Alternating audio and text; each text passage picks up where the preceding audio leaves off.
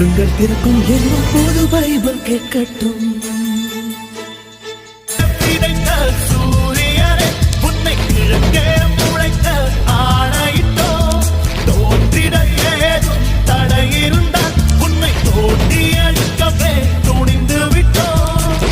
புழு கட்டிக்கொண்ட கூழு